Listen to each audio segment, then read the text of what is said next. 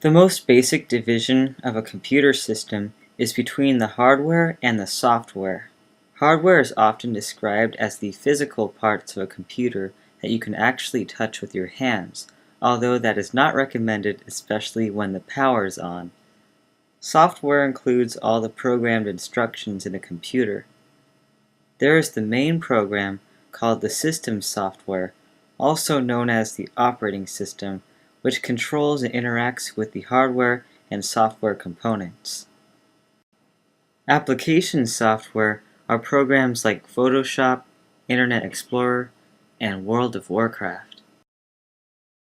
The main hardware components include the CPU, or Central Processing Unit, main memory, secondary storage devices, and the input and output devices. The CPU is a microchip that receives and decodes instructions from memory. Within the CPU are specialized units. One is the arithmetic logic unit. This part performs operations with numbers. The control unit manages the flow of instructions in time with the CPU clock. The faster the CPU clock, the more instructions that can be processed at a time. The processor I have is a quad-core. That means that there are 4 copies of the same transistor circuitry within one chip. With 4 cores, my processor can execute 4 times as many instructions at a time than if it only had 1 core.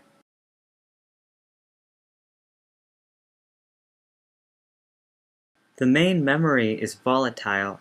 That means whatever data is held here would be lost if the power went off. Volatile memory needs a constant flow of electricity to work, so it's only used for instructions in active use. Otherwise, data is stored in a permanent storage device like the hard drive.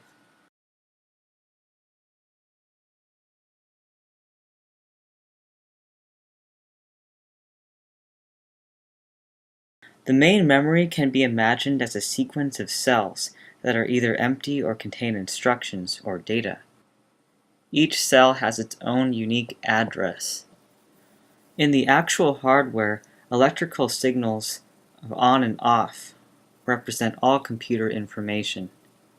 These on and off signals are called bits. The hardware of a computer is like a kitchen.